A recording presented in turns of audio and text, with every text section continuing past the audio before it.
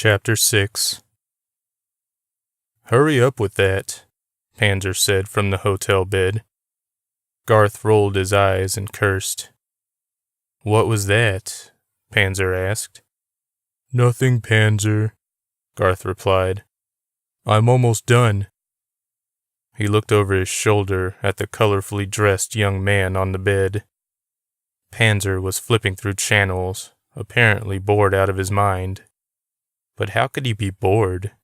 He was a superhero. Well, he was dressed as one. So was Garth, for that matter, though he wasn't nearly as tall or muscular as Panzer. Panzer was 6'7" and around 300 pounds now. He'd put on a few dozen pounds of muscle over the past few months. He wore yellow spandex with blue Speedos, cape, and gloves. Garth, on the other hand, was 5'5" and 110 pounds, with yellow spandex and red Speedos, gloves, and cape. He looked like a skeleton in a costume, basically. Garth would never admit it, but he was jealous of his humongous friend. He had the looks, the brawn, and the sex appeal. All Garth had was the brains, which was why he was putting the finishing touches on the bomb in the corner of the hotel room. He'd built it completely out of plastic, using ingredients one could find in a kitchen. The bomb was very small, the size of a gaming console, but it definitely looked suspicious. Garth didn't want to be seen carrying a small plastic square box with 2 compartments of liquid on each side and a small electrical trigger in the center.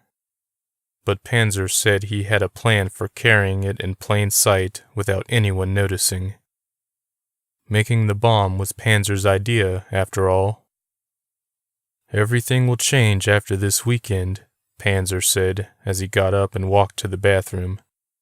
He left the light off, but the door open. "Just you wait, associate."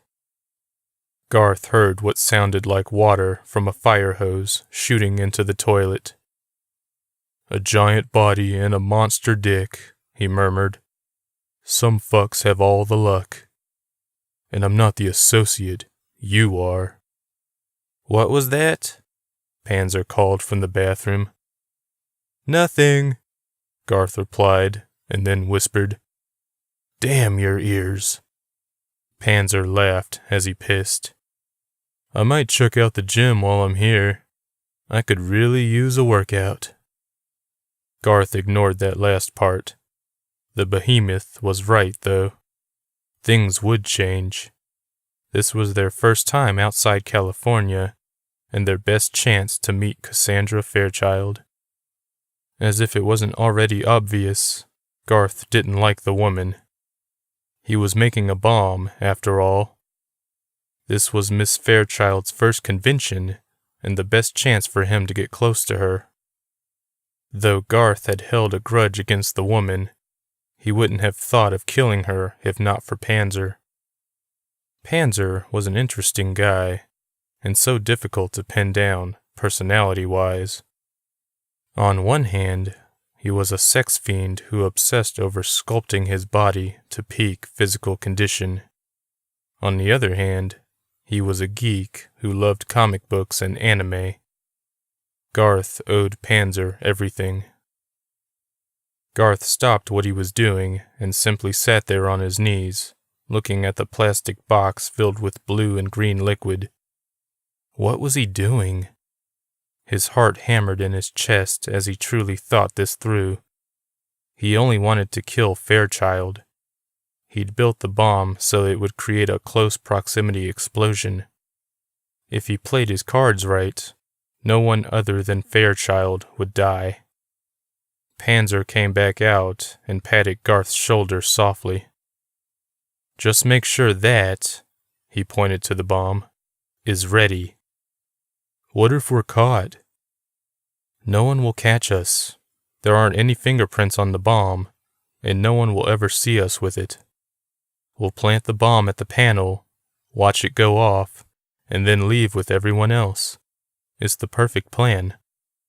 "It's your plan," Garth said quietly. Exactly. Panzer smiled. Fine. Garth tightened the diode in the center of the box. We have to make sure this is tightened all the way, or the explosion will be worse than we want. How much worse? Panzer asked. Enough to take out many floors above the explosion. Not below? No, it wasn't designed that way. Interesting, Panzer said quietly.